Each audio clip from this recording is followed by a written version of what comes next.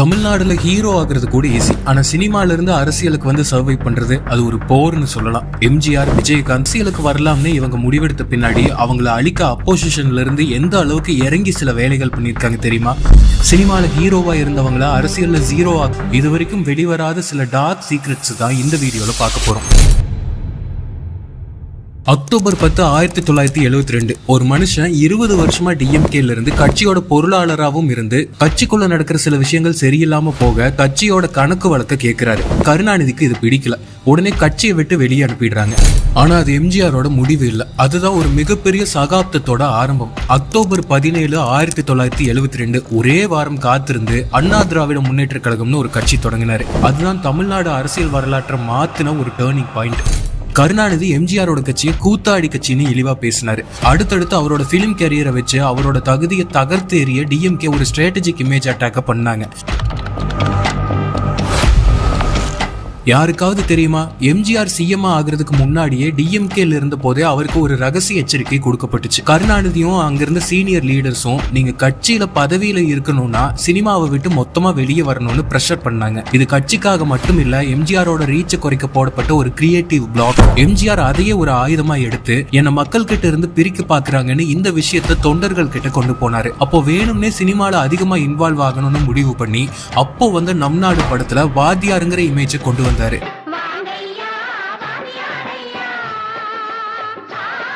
இந்த பாட்டு தியேட்டர்ல வரும்போது சிஎம் எம்ஜிஆர்னு ஆடியன்ஸ் கத்த அதை கேட்டு மேலும் எரிச்சலானாரு அப்போதைய சிஎம் கருணாநிதி. எம்ஜிஆர் கட்சியில இருந்து தூக்கி போட்டதோட அப்போசிஷன் நிக்கல. அவங்க எடுத்த அடுத்த கொடி ஆயுதம் எத்னிசிட்டி கார்டு. எம்ஜிஆர் கட்சி ஆரம்பிச்ச புதுசுல டிஎம்கே தரப்புல இருந்து ஒரு பெரிய ப்ரொபகண்டா பண்ணப்பட்டுச்சு. எம்ஜிஆர் ஒரு மலையாளி, அவர் எப்படி ஒரு தமிழ் கட்சிக்கு தலைவர் ஆகலான்னு கேட்டாங்க. அவர் சிலோன்ல பிறந்தவர், அவரோட முன்னோர்கள் பாலக்காடு சேர்ந்தவங்கிறத வச்சு அவரை ஒரு அந்நியன்னு ப்ரொஜெக்ட் பண்ணாங்க. அப்போ இருந்த ரூலிங் பார்ட்டி தமிழ்நாடு தமிழருக்கேன்னு ஸ்லோகனை வச்சு எம்ஜிஆர் ரீஜியனல் ஐடென்டிட்டில லாக் பண்ண பார்த்தாங்க. இன்னைக்கு விஜய ஜோசப் விஜய்னு சொல்லி ரிலீஜியன் வச்சு எப்படி அட்டாக் பண்றாங்களோ அதே மாதிரி அப்போ எம்ஜிஆர் மலையாளின்னு சொல்லி அவர் ஒரு ஸ்பெசிபிக் கம்யூனிட்டி ஆர் ஸ்டேட் ஐடென்டிட்டிக்குள்ள அடக்க பார்த்தாங்க. எம்ஜிஆர் இதை எப்படி ஓவர் கம் பண்ணாரு தெரியுமா? அவர் என்னைக்கும் நான் மலையாளி இல்லங்கிறத ஆர்கியூ பண்ணவே இல்லை. பதிலா நான் மக்கள் பெத்த பிள்ளைன்னு சொன்னாரு. சினிமால அவர் போட்ட சாமானிய தமிழ் மக்களோட getups and local cultural settings மூலமா என் ரத்தம் தமிழ் ரத்தம்னு மக்கள் மனசுல உணர்த்தினாரு. அப்போசிஷன் எதை வீக்னஸ்னு நினைச்சாங்களோ அதையே மக்கள் முன்னாடி தனக்கான ஸ்ட்ரென்த்தா மாத்தி அமைச்சாரு எம்ஜிஆர். டிராவிடியன் ஐடியாலஜி எல்லாரும் ஒண்ணுன்னு சொன்னாலோ எம்ஜிஆரை தடுக்க அப்போசிஷன் அவங்க கொள்கையை தூக்கி போட்டுட்டு வெறும் தமிழ் வெர்சஸ் மலையாளின்னு ஒரு நேரோ அரசியல் பண்ணாங்க. ஆனா மக்கள் எங்க தலைவன் யாருன்னு எங்க மனசுக்கு தெரியும்னு சொல்லி அப்போசிஷனுக்கு எலெக்ஷன்ல செருப்படி கொடுத்தாங்க. எம்ஜிஆர் கட்சியிலிருந்து துரத்துறதுக்கு முன்னாடியே அவரோட ஸ்கிரீன் பிரசன்ஸை துடைக்க அப்போசிஷன் ஒரு பெரிய க்ளோன் ப்ராஜெக்டை ஆரம்பிச்சாங்க. அதுதான் எம்கே முத்து என்ட்ரி. 1971-72 கருணாநிதியோட மூத்த மகன் எம்கே முத்துவை எம்ஜிஆருக்கு காம்படிஷனா ஃபீல்ட்ல இருக்குனாங்க. இது வெறும் ஆக்டிங் கரியர் இல்ல, அது ஒரு பொலிட்டிக்கல் ரீப்ளேஸ்மெண்ட். எம்ஜிஆர் எப்படி ட்ரெஸ் பண்ணுவாரோ, எப்படி ஹேர் ஸ்டைல் வச்சிருப்பாரோ, எப்படி மாஸ் டைலாக் பேசுவாரோ அதையே காப்பி பண்ண வச்சாங்க. முரசொலிமாறன் ப்ரொடியூஸ் பண்ணி கருணாநிதி ஸ்கிரிப்ட் எழுதின பிள்ளையோ பிள்ளை படத்துல எம்ஜிஆரோட அதே மேனரிசம்ஸோட முத்துவை நடிக்க வச்சாங்க. மெசேஜ் ரொம்ப சிம்பிள். எம்ஜிஆருக்கு பதிலா எங்க கிட்ட இன்னொரு எம்ஜிஆர் ரெடியா இருக்காரு. எம்ஜிஆரோட ரசிகர் மன்றங்களை கூட முத்து மன்றங்களா மாத்த பெரிய பிரஷர் கொடுத்தாங்க. எம்ஜிஆர் நடிச்ச எங்கள் தங்கம் படத்தை முரசொலிமாறன் ப்ரொடியூஸ் பண்ணாரு. அந்த படத்துக்காக எம்ஜிஆரும் ஜெயலலிதாவும் சம்பளம் வாங்காம நடிச்சாங்க. ஆனா அந்த ப்ரொடக்ஷன் டீம் எம்ஜிஆர் படத்தை முடிக்க இன்ட்ரெஸ்ட் காட்டாம பேரலா எம்கே முத்து படத்தை பிரையாரிட்டைஸ் பண்ணதை பார்த்து எம்ஜிஆர் ஷாக் ஆனாரு. கூடவே இருந்து நம்மளையே டம்மி ஆக்குறாங்கன்னு எம்ஜிஆருக்கு அப்போதான் புரிஞ்சுது. இந்த படத்துல வாலி எழுதுன நான் அளவோடு ரசிப்பவன் சாங்குக்கு கருணாநிதி தான் எதையும் அளவின்றி கொடுப்பவன் வரிய சேர்த்தாரு. அது எம்ஜிஆர் புகழ்ற மாதிரி இருந்தாலும் நீ கொடுத்துட்டு போயிட்டே இரு, உன்னோட பிளேஸ நாங்க எடுத்துப்போன்னு சொல்லாம சொன்ன ஒரு ஸ்ட்ராட்டஜிக் அட்டாக் அது. எம்ஜிஆர் இதையே ஒரு ஆயுதமா எடுத்து மக்கள் கிட்ட போனாரு. மக்கள் பெத்தெடுத்த பிள்ளைக்கு கட்சி பெத்தெடுத்த பிள்ளை போட்டியான்னு கேட்டாங்க. சினிமால டூப்ளிகேட் ரீப்ளேஸ் பண்ணலாம், ஆனா மக்கள் மனசுல இருக்கிற ஒரிஜினல் வாத்தியாரை யாராலையும் ரீப்ளேஸ் பண்ண முடியல. எம்கே முத்துவை வச்சு போட்ட க்ளோன் ஸ்கெட்ச் தான் எம்ஜிஆர் புரட்சி தலைவரா மாத்தின அடிக்கல்னு சொல்லலாம். எம்ஜிஆர் கட்சி ஸ்டார்ட் பண்ண புதுசுல பல இடங்கள்ல எம்ஜிஆரோட சிலைகள் டிஎம்கே தொண்டர்களால உடைக்கப்பட்டுச்சு. சில இடங்கள்ல கருப்பு துணி போட்டு மூடவும் செஞ்சாங்க. இது வெறும் கட்சிக்குள்ள இருந்த சண்டை மாதிரி தெரிஞ்சாலும் ஸ்டேட் மேனேஜ்மெண்ட்டை வச்சு எம்ஜிஆரோட பிரசன்ஸை விஷுவலா எரேஸ் பண்ண போடப்பட்ட ஒரு ஸ்கெட்ச். ஆனா எம்ஜிஆர் தொண்டர்கள் எங்க தலைவன் சில மேல கை வச்சா உங்க கட்சி கொடியை எரிப்போன்னு ரெஸ்பாண்ட் பண்ணது அப்போ பெரிய லா அண்ட் ஆர்டர் இஷ்யூவா மாறி எம்ஜிஆருக்கு சப்போர்ட்டா மாறிச்சு. அரசியல்ல ஒரு தலைவனுக்கு குரல் தான் பெரிய ஆயுதம். அந்த ஆயுதத்தையே சிதைக்க பார்த்த ஒரு கொடிய இன்சிடென்ட் தான் 1967 நடந்த அந்த ஷூட்டிங் இன்சிடென்ட். ஜனவரி 12, 1967 எலெக்ஷனுக்கு கொஞ்ச நாள் முன்னாடி எம்.ஆர். ராதாவால எம்ஜிஆர் தொண்டையில சுடப்பட்டாரு. எம்ஜிஆர் உயிர் பிழைச்சாரு. ஆனா அந்த குண்டு அவரோட தொண்டையில பெரிய டேமேஜ் கிரியேட் பண்ணுச்சு. அவரோட அந்த வெண்தாமரை குரல் மொத்தமா மாறிடுச்சு. குரல் கம்ம ஆரம்பிச்சது. அவர் பேசின சில வார்த்தைகள் சரியா புரியாமையும் போச்சு. எம்ஜிஆர் கட்சி ஸ்டார்ட் பண்ண போது அப்போஷன் அந்த பிசிக்கல் டிசபிலிட்டியை ஆயுதமா எடுத்தாங்க. பேச கூட முடியாதவன் எப்படி நாட்டாளுவான், அவர் பேசுறதே புரியல, அவர் எப்படி தலைவர் ஆகலான்னு கேவலமா மார்க் பண்ணாங்க. கட்சி மேடைகள்ல எம்ஜிஆரோட குரலை மிமிக்ரி பண்ணி அவர் ஒரு இன்கேப்பபிள் பர்சனா ப்ரொஜெக்ட் பண்ண அப்போஷன் பெருசா ஒரு ஸ்கெட்ச் போட்டாங்க. அப்போஷனோட இந்த மார்க்குக்கு எம்ஜிஆர் எப்படி பதில் கொடுத்தாரு தெரியுமா? அவர் அதிகமா பேசல, பதிலுக்கு அவரோட ஆக்ஷன் அண்ட் கரிஸ்மாவை மட்டுமே நம்பினாரு. மேடைகள்ல அவர் ரத்தத்தின் ரத்தமான தொண்டர்கள்னு தழுதழுத்த குரல்ல பேசும்போது மக்கள் கூட சேர்ந்து அழுதாங்க. அப்போஷன் எதை வீக்னஸ்னு சொன்னாங்களோ அதை மக்கள் தியாகமா பார்த்தாங்க. எம்ஜிஆர் கட்சியிலிருந்து தூக்கி போட்டதும் அவர் புது கட்சி ஆரம்பிச்சு தொண்டர்களை திரட்ட போறாருன்னு அப்போஷனுக்கு நல்லா தெரியும். அதனால அவங்க போட்ட முதல் தடை லீகல் பிளாக்கேடு. எம்ஜிஆர் அண்ணா மேல இருந்த பக்தியால அவரோட கட்சிக்கு அண்ணா திராவிட முன்னேற்ற கழகம்னு பேர் வைக்க போறாருன்னு அரசியல் வட்டாரத்துல லீக் ஆயிடுச்சு. அப்போஷன் உடனே ஏடிஎம்கேங்கிற பேரை வேற யாராவது ரெஜிஸ்டர் பண்ண வச்சு எம்ஜிஆருக்கு அந்த பேர் கிடைக்காம பண்ண பேக் ரூம்ல ஒரு பெரிய லீகல் ஸ்கெட்சை போட்டாங்க. எம்ஜிஆரோட ஐடென்டிட்டியை அரசியல்ல ரெஜிஸ்டர் பண்றதுக்கு முன்னாடியே துடைக்க பார்த்தாங்க. அப்போதான் அந்த அன்சங் ஹீரோ என்ட்ரி கொடுத்தாரு. அனகாபுத்தூர் ராமலிங்கம். அவர் ஒரு சாமானிய தொண்டர். எம்ஜிஆர் வெளியேற்றப்பட்டதை எதிர்த்து எம்ஜிஆர் கட்சி ஆரம்பிக்கிறதுக்கு முன்னாடியே தனியா போய் ஏடிஎம்கேன்னு கட்சியை ரெஜிஸ்டர் பண்ணி வச்சிருந்தாரு. அப்போஷன் எது பண்ணக்கூடாதுன்னு நினைச்சாங்களோ அதையே இந்த தொண்டர் முன்கூட்டியே பண்ணி முடிச்சிருந்தாரு. அப்போஷன் அந்த ரெஜிஸ்ட்ரேஷனை சேலஞ்ச் பண்ண பார்த்தாங்க. இது கன்ஃபியூஸ் பண்ற மாதிரி இருக்கு, இது ஒரிஜினல் டிஎம்கேவோட பேரை திருடுற மாதிரி இருக்குன்னு லீகல் ட்ரபிள் கொடுத்தாங்க. ஆனா எம்ஜிஆர் இதுக்கெல்லாம் அசரல. அனகாபுத்தூர் ராமலிங்கம் நேர்ல போய் பார்த்து அவர்கிட்ட இருந்து அந்த கட்சியை ரிசீவ் பண்ணி ஏடிஎம்கேவை அபிஷியலா அனௌன்ஸ் பண்ணாரு. ஒரு பெரிய சிஸ்டமை ஒரு சாமானிய தொண்டர் மூலமா எம்ஜிஆர் டிஃபீட் பண்ணாரு. அரசியல்ல துரோகம் பண்ணவங்களை எம்ஜிஆர் மறக்கல, துணை நின்றவங்களையும் மறக்கல. தன்னோட கட்சி பேரை காப்பாத்தின அனகாபுத்தூர் ராமலிங்கம பின்னாடி எம்எல்ஏ வாக்குனாரு எம்ஜிஆர். ஒரு தொண்டருக்கு எம்ஜிஆர் கொடுத்த அந்த பெரிய பதவி அப்போஷனுக்கு தொண்டர்கள் தான் என் பலம்னு எம்ஜிஆர் கொடுத்த ஒரு பெரிய செருப்படியா இருந்துச்சு. கட்சி பேரு கூட எம்ஜிஆருக்கு கிடைக்க கூடாதுன்னு லீகல் ட்ராப் போட்டாங்க. ஆனா ஒரு சாமானிய தொண்டர் ரெஜிஸ்டர் பண்ணி வச்சிருந்த ஏடிஎம்கேங்கிற அந்த 4 எழுத்து தான் பின்னாடி தமிழ்நாடு அரசியலையே ஆள போற ஆல் இந்தியா போர்ஸா மாறப்போகுதுன்னு அப்போஷன் நினைச்சு கூட பார்க்கல. அப்போ கட்சி தொடங்கின உடனே கருணாநிதியோட close friend speaker S P. Adithan. அவர் தினத்தந்தி மாலை முரசு நியூஸ் பேப்பர்ஸோட ஓனர். இந்த 2 பேப்பரும் எம்ஜிஆர் அட்டாக் பண்ண மெயின் வெப்பனா மாறிச்சு. டெய்லி நெகட்டிவ் கவரேஜ், கார்ட்டூன்ஸ், மார்க்கரின்னு அட்டாக் பண்ணாங்க. ஆனா எம்ஜிஆர் ஃபேன்ஸ் என்ன பண்ணாங்க? அவங்க நியூஸ் பேப்பரே படிக்கல, ஸ்கிரீன்ல இருக்கிற எம்ஜிஆர் மட்டும் நம்பினாங்க. ஃபேன் கிளப் பவரை ஃபர்ஸ்ட் டைம் பொலிட்டிக்கல் ஃபோர்ஸா மாத்தினது எம்ஜிஆர் தான். எம்ஜிஆரோட முகத்தையே மக்கள் கண்ணில் படாம மறைக்க பார்த்தாங்க. அப்போ இருந்த ரூலிங் கவர்மெண்ட் சைட்ல இருந்து பெரிய நியூஸ் ஏஜென்சிஸ் பிரஸுக்கு இன்டைரக்டா ஆர்டர் போச்சு. எம்ஜிஆரோட கட்சி கூட்டங்கள், அவரோட போட்டோஸ், அவரோட அரசியல் பேச்சுகளை பப்ளிஷ் பண்ணவே கூடாதுன்னு பிரஷர் கொடுத்தாங்க. நியூஸ் பேப்பர்ஸ்ல எம்ஜிஆர் பத்தி வர்ற நல்ல நியூஸ் எல்லாம் பிளாக் பண்ணிட்டு வெறும் நெகட்டிவ் கார்ட்டூன்ஸ் மட்டும் போட வச்சாங்க. இந்த பிளாக் அவுட்டை உடைக்க எம்ஜிஆர் ஒரு மாஸ்டர் மூவ் பண்ணாரு. அண்ணான்னு ஒரு சொந்த பொலிட்டிக்கல் மேகசினை ஸ்டார்ட் பண்ணாரு. அரசியல்ல அண்ணாயிசம்னு ஒரு புது பிலாசபியா அந்த மேகசின் மூலமா மக்கள் வீட்டு வரைக்கும் கொண்டு போனாரு. அப்போஷன் பிளாக் பண்ண மீடியா ஸ்கிரீனை எம்ஜிஆர் தனியாளா உடைச்சாரு. 1973 எம்ஜிஆரோட ட்ரீம் ப்ராஜெக்ட் உலகம் சுற்றும் வாலிபன் ரிலீஸ் ஆக ரெடியா இருந்துச்சு. அப்போஷன் அந்த படத்தை பொலிட்டிக்கல் வெப்பனா பார்த்தாங்க. போஸ்ட் ஒட்டக்கூடாது, ரிலீஸ் பண்ணக்கூடாதுன்னு தியேட்டர்ஸ் அண்ட் டிஸ்ட்ரிபியூட்டர்ஸ்க்கு பெரிய ப்ரெஷர். அப்போதான் அந்த மேஜிக் நடந்துச்சு. போஸ்டர்ஸ் கிடைக்கலன்னா என்ன, தமிழ்நாடுல இருக்கிற லட்சக்கணக்கான மக்களும் தொண்டர்களும் கரித்துண்டை எடுத்து ஊர் ஃபுல்லா சுவத்துல எழுத ஆரம்பிச்சாங்க. உலகம் சுற்றும் வாலிபன் வருகிறார், வாத்தியார் வருகிறார்னு ஊர் ஃபுல்லா எழுதி வச்சாங்க. ஒரு சூப்பர் ஸ்டார் படத்துக்கு போஸ்டர்ஸ் கிடைக்காம மக்களே விளம்பர ஆயுதமா மாறினது வரலாறு.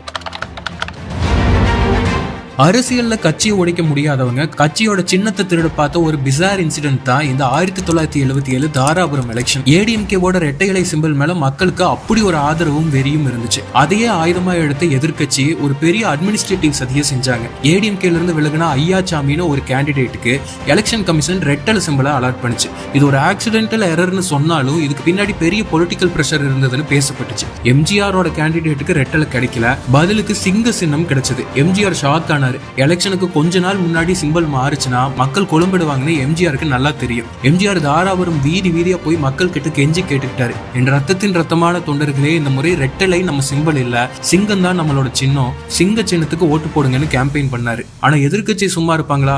அவங்க ரெட்டலை தான் எம்ஜிஆரோட சிம்பிள்னு மக்கள் கிட்ட தப்பான ப்ரொபகண்டா பண்ணாங்க. எம்ஜிஆர் கட்சிக்கு தான் ரெட்டலை, போய் அதுல ஓட்டு போடுங்கன்னு சொல்லி அந்த கேண்டிடேட்டுக்கு ஓட்டு போட வச்சு எம்ஜிஆரோட அபிஷியல் கேண்டிடேட்டை தோக்க வச்சாங்க. டெக்னிக்கலா எதிர்க்கட்சி வின் பண்ணாங்க, ஆனா மாறலா அது ஒரு பெரிய துரோகம்.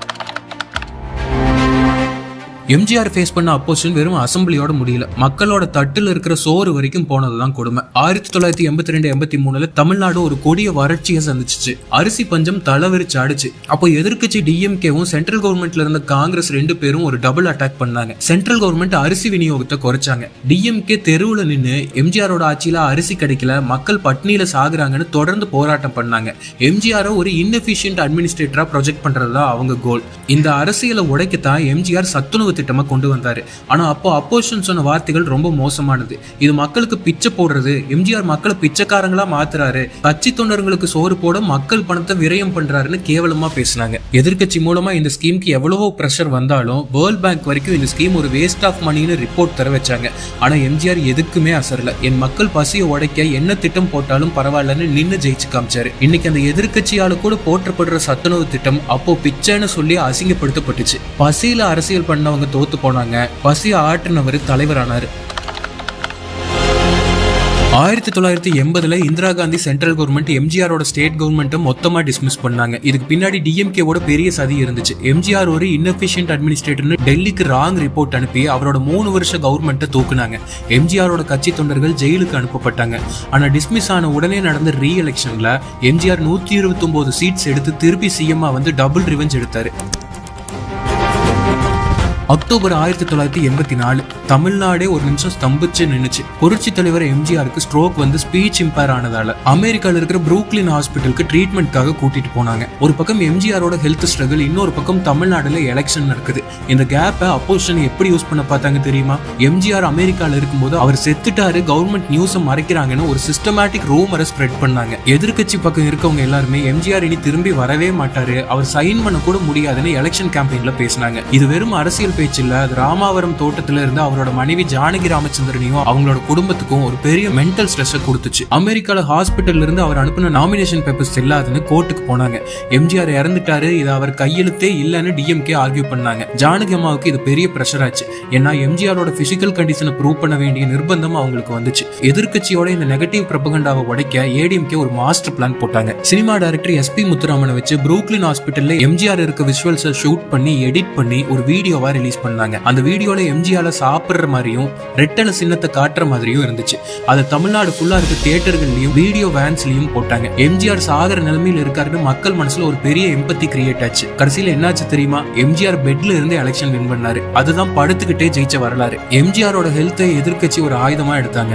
ஆனா அதே ஹெல்த் இஷ்யூவை எம்ஜிஆர் ஒரு சிம்பத்தி வேவா மாத்தினாரு. டெத் ரூமர்ஸ் பரப்புன அப்போசிஷனுக்கு ஹாஸ்பிட்டல் பெட்ல இருந்து எம்ஜிஆர் கொடுத்த பதில் தான் 1984 எலெக்ஷன் விக்டரி. சிஸ்டமை எதிர்த்து தனியாளா நின்னு மக்களோட பலத்தோட ஒரு ராஜாங்கத்தை கட்ட முடியும்னு முதல் தடவை நிரூபிச்சது எம்ஜி ராமச்சந்திரன் தான். சாகர வரைக்கும் மக்கள் அவரை சிஎம்மா மட்டும்தான் வச்சிருந்தாங்க. எம்ஜிஆர் சாப்டர் முடிஞ்சது. இதே மாதிரி ஒரு இண்டிவிஜுவல் ஃபைட்டை தன்னந்தனியே நின்று ஃபேஸ் பண்ண அடுத்த rebel captain Vijayakanth. September 14, 2005 Madurai. ஒரு மனுஷன் மேடையில் நிற்கிறான். கேப்டன் விஜயகாந்த் தேமுதிக ஆரம்பிச்சாரு. வருமே ஏன் வெறி, ஏன் மக்கள் தான், ஏன் மக்களுக்கு நான் வர்றதுக்கு என்ன?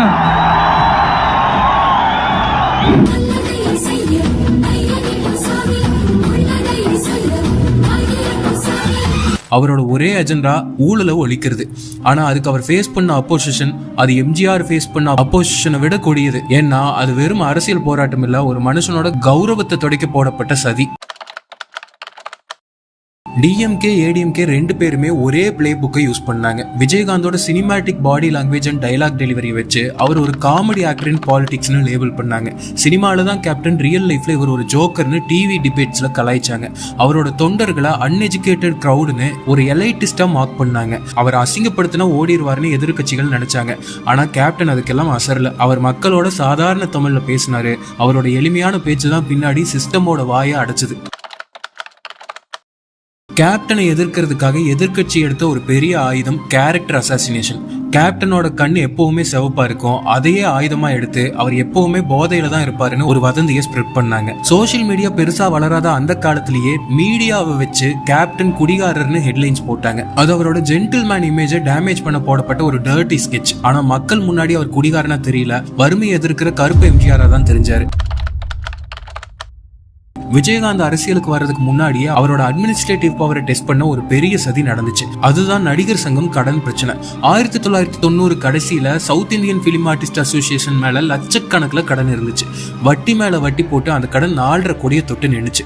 சங்கத்தோட பில்டிங்கை பேங்க்காரங்க ஜப்தி பண்ண ரெடியா இருந்தாங்க. எதிரில் இருந்தவங்க இந்த கடனுக்குள்ள விஜயகாந்த மாட்ட வச்சா அவர் கெரியரும் அரசியல் கனவும் மொத்தமா காலி ஆயிடும்னு நினைச்சாங்க. 2000வது வருஷத்துல அவர் பிரசிடென்டா போட்டாங்க. அந்த பதவி அவருக்கு ஒரு முள்கிரீடமா தான் இருந்துச்சு. கேப்டன் பிரசிடென்டா ஆன உடனே சங்கத்திலிருந்து கண்ணுக்கு தெரியாத எதிராளிகள் அவர் மேல கரப்ஷன் அலிகேஷன்ஸை ஃபைல் பண்ண பார்த்தாங்க. கடனை அடைக்க முடியாம அவர் சங்கத்தை மொத்தமா விற்க பாக்குறாருன்னு ரூமர் ஸ்ப்ரெட் பண்ணாங்க. ஆனா கேப்டனோட ரியாக்ஷன் வேற மாதிரி இருந்துச்சு. யாருக்கிட்டையும் போய் கையில காசு கேட்க கூடாதுன்னு கேப்டன் முடிவு பண்ணாரு. 2002 மலேசியா சிங்கப்பூர்ல ஸ்டார் நைட்னு ஒரு பெரிய கலை நிகழ்ச்சியை அரேஞ்ச் பண்ணாரு. இது ஒரு சாதாரணமான ஷோவே இல்ல. சூப்பர் ஸ்டார் ரஜினிகாந்த், உலகநாயகன் கமல்ஹாசன் 2 பேரையும் ஒரே மேடையில கொண்டு வந்து சினிமா வரலாற்றிலேயே இல்லாத அளவுக்கு ஒரு மெகா ஈவெண்ட் நடத்தி காட்டினாரு. அப்போ 5 நாளைக்கு மொத்த தமிழ் சினிமாவோட ஷூட்டிங்கையும் நிறுத்தி வச்சிருந்தாரு கேப்டன். அந்த ஸ்டார் நைட் மூலமா வந்த மொத்த பணத்தையும் வச்சு சங்கத்தோட 4.5 கோடி கடனை மொத்தமா அடைச்சாரு. பேங்க்ல இருந்து பில்டிங் டாக்குமெண்ட்ஸை மீட்ட உடனே அதை சங்க தொண்டர்கள் முன்னாடி காட்டி, இப்போ நம்ம சங்கம் யாருக்கும் அடிமை இல்லைன்னு நெத்தியடி பதில கொடுத்தாரு. எதை டிராப்னு அப்போசிஷன் ஸ்கெட்ச் போட்டாங்களோ அதே நடிகர் சங்கம் தான் கேப்டனோட லீடர்ஷிப் குவாலிட்டிக்கு ஒரு பெரிய விசிட்டிங் கார்டா மாறிச்சு. கடனை அடைச்சதோட நிக்கல, நலிந்த கலைஞர்களுக்கு பென்ஷன் ஸ்கீமை ஸ்டார்ட் பண்ணாரு. இன்னைக்கும் சினிமா இண்டஸ்ட்ரியில் இருக்கிற பல பேருக்கு சோறு போடுறது கேப்டன் கொண்டு வந்த அந்த பினான்சியல் ஸ்டெபிலிட்டி தான். 2006 அசம்பிளி எலெக்ஷன் தமிழ்நாடு அரசியல்ல ஒரு பெரிய புயலே வந்துச்சு. திமுக இல்லைன்னா அதிமுகவோட கூட்டணி போடாம யாராலையும் ஜெயிக்க முடியாதுன்னு ஒரு எழுதப்படாத விதி தமிழ்நாட்டுல இருந்துச்சு. ஆனா கேப்டன் அந்த ரூலை உடைச்சாரு. கட்சி ஆரம்பிச்சு வெறும் 7 மாசம் தான் ஆகுது. அப்போ எலெக்ஷன்ல கேப்டன் ஒரு எக்ஸ்ட்ரீம் டெசிஷன் எடுத்தாரு. டிஎம்கே ஏடிஎம்கே 2 பேரும் கூட்டணிக்கு கூப்பிட்டப்போ நான் யாரு கூடயும் சேர மாட்டேன், மக்கள் கூட மட்டும்தான் என்னோட கூட்டணின்னு 234 தொகுதியிலையும் தனியா தேமுதிகவை இறக்குனாரு. மீடியாவும் பொலிட்டிக்கல் அனலிஸ்டும் எல்லாருமே இது ஒரு பொலிட்டிக்கல் சூசைடுன்னு சொன்னாங்க. விஜயகாந்த் டெபாசிட் கூட வாங்க மாட்டாருன்னு ஏளனம் பண்ணாங்க. கேப்டன் நின்ன விருதாச்சலம் தொகுதி அப்போ பாமகவோட அசைக்க முடியாத கோட்டையா இருந்துச்சு. கேப்டனா அந்த தொகுதிக்குள்ளேயே லாக் பண்ணி அவர் ஊரு ஃபுல்லா கேம்பெயின் பண்ண விடாம பிளாக் பண்ணாங்க. ஆனா ரிசல்ட் வந்தப்போ மொத்த தமிழ்நாடும் ஷாக் ஆச்சு. கேப்டன் தனியால விருதாச்சலம்ல வின் பண்ணாரு. மீடியாலாம் கேப்டன் வெறும் ஒரு சீட்ல தான் ஜெயிச்சாருன்னு நியூஸ் போட்டாங்க. ஆனா அந்த ரிசல்ட்ஸ்குள்ள ஒரு டார்க் ட்ரூத் இருந்துச்சு. தேமுதிக மொத்தமா 30 லட்சம் ஓட்டு வாங்கினாங்க. அதாவது கிட்டத்தட்ட 10% ஓட் ஷேர். பல தொகுதியில டிஎம்கேவும் ஏடிஎம்கேவோட வெற்றியை தடுத்தது கேப்டனோட ஓட்ஸ் தான். இன்னைக்கு வரைக்கும் தமிழ்நாடு வரலாற்றுல கட்சி ஒரே வருஷத்துல தனியா நின்று 10% ஓட் ஷேர் எடுத்தது விஜயகாந்த் மட்டும்தான். இந்த எலெக்ஷனுக்கு அப்புறம் தான் அப்போசிஷனுக்கு கேப்டன் மேல இருந்து ஜோக்கர் இமேஜ் போய் த்ரெட் இமேஜ் வந்துச்சு. டெபாசிட் கூட வாங்க மாட்டாருன்னு நினைச்ச ஒரு கட்சி இப்போ 2 பெரிய கட்சிகளுக்கும் கிங் மேக்கரா நின்று பயமுறுத்துச்சு. விருதாச்சலம் வெற்றி வெறும் ஒரு சீட் இல்ல, அது தமிழ்நாடோட ஒரு தேர்ட் ஃப்ரண்ட் பாசிபிள்னு கேப்டன் எழுதின முதல் வரலாறு. 234 சீட்லயும் தனியா நிக்க துணிச்சல் வேணும். 30 லட்சம் ஓட்ஸை தனியா வாங்க செல்வாக்கு வேணும். மீடியாவுக்கு அது ஒரு சீட் வெற்றியா தெரிஞ்சாலும் டிஎம்கே ஏடிஎம்கேவுக்கு அது மக்கள் கேப்டன் மூலமா போட்டு ஒரு அபிஷியல் வார்னிங்கா தெரிஞ்சு.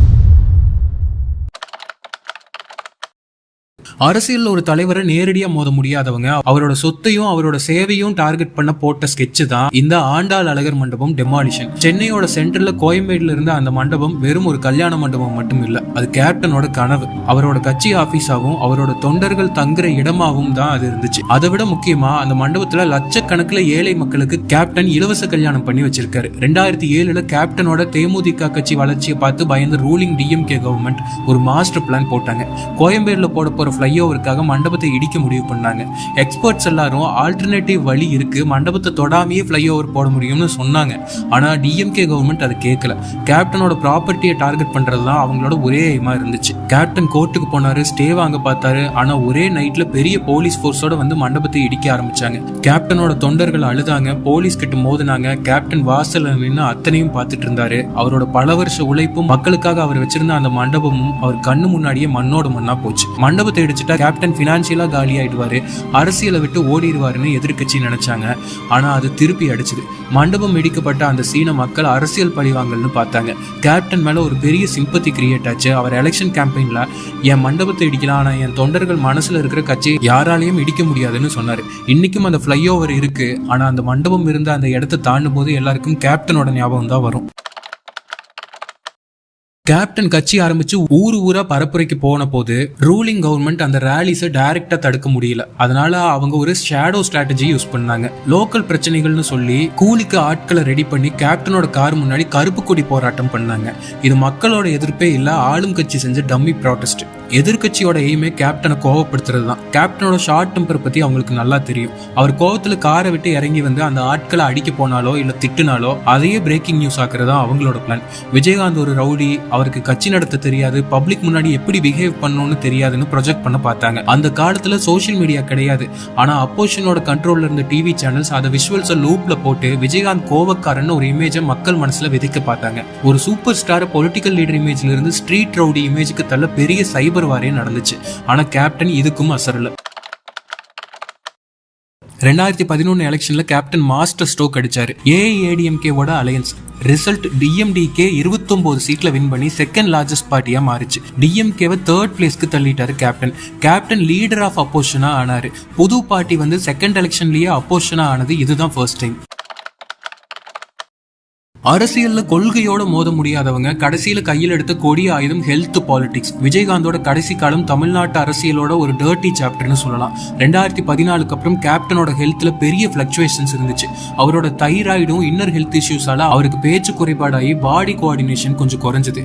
இது ஒரு மனிதத்தன்மையோட பார்க்க வேண்டிய விஷயம். ஆனா எதிர்கட்சிகள் அதை ஒரு பொலிட்டிக்கல் சான்ஸா பார்த்தாங்க.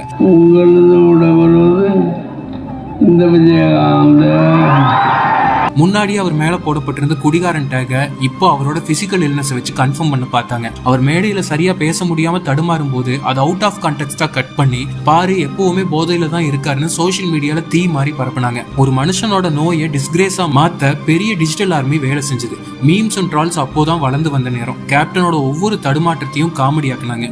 டிவி சேனல்ஸ்ல கூட அவரோட ஹெல்த்தை மார்க் பண்ணி டிபேட்ஸ் எல்லாம் நடந்துச்சு. அவராலேயே அவரை பார்க்க முடியல, நாட்டை எப்படி பார்த்து பாருன்னு ஒரு காமன் நரேட்டிவை மக்கள் மனசுல வதைக்க அப்போசிஷன் பெருசா ஸ்கெட்ச் போட்டாங்க. எலெக்ஷன் கேம்பெயின்ல கேப்டன் போற இடத்துல எல்லாம் அவரோட பிசிக்கல் வீக்னஸ் ஹைலைட் பண்ணி தொண்டர்கள் கிட்ட ஒரு ஹோப்லெஸ்னஸ் கிரியேட் பண்ணாங்க.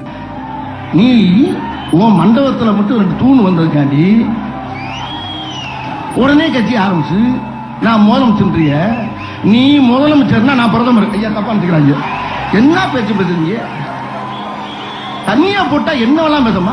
ரிசல்ட்டா 2016 அவரோட ஓட் ஷேர் பெருசா குறைஞ்சது. ஆனா கேப்டன் அந்த நிலைமையிலையும் மக்களுக்காக மேடையிலே ஏறினாரு. அவர் உடம்பு தடுமாறினாலும் அவரோட ஒவ்வொரு வார்த்தையிலையும் உண்மை இருந்துச்சு. ஆனா அப்போசிஷன் அதை மாக்கரியா ஆக்கினாங்க. அவரை மார்க் பண்ணி அரசியல்ல இருந்து தூக்கி இல்லாமனு எதிர்கட்சிகள் நினைச்சாங்க. ஆனா அவரோட மறைவுக்கு அப்புறமும் இந்த மனுஷனுக்கா மீம் ட்ரால் எல்லாம் போட்டோன்னு எல்லாரையும் நினைக்க வச்சிடுச்சு. கேப்டன் உயிரோட இருக்கும்போது அவரோட அருமை யாருக்குமே தெரியல. அப்போ அவருக்கு நம்ம சப்போர்ட் கொடுக்காம அவர் இறந்த அப்புறம் கேப்டன் உயிரை விட்டோம். அதுதான் ரொம்ப வருத்தத்துக்கு விஷயம். மக்களுக்காக ஒருத்தன் வரும்போது அவன் வாழ்ற காலத்திலேயே அவனுக்கு கை கொடுங்க. பின்னால வருத்தப்பட்டு எந்த யூஸும் இல்ல. எம்ஜிஆருக்கு அப்புறம் ஒரு புது பார்ட்டி ஆரம்பிச்சு பெரிய அப்போசிஷன் ஃபோர்ஸா ஆனது கேப்டன் மட்டும்தான். கமல்ஹாசனும் ரஜினிகாந்தாலையும் முடியாத விஷயத்த கேப்டன் பண்ணி காட்டினாரு. வரலாறு திரும்பும்னு சொல்லுவாங்க. எம்ஜிஆரோட கரிஸ்மா, கேப்டனோட துணிச்சல். எம்ஜிஆர் மலையாளின்னு சொன்னாங்க, அவர் 10 வருஷம் சிஎம்மா இருந்தாரு. விஜயகாந்த் குடிகாரன்னு சொன்னாங்க, அவர் எதிர்கட்சி தலைவரா மாஸ் காட்டினாரு.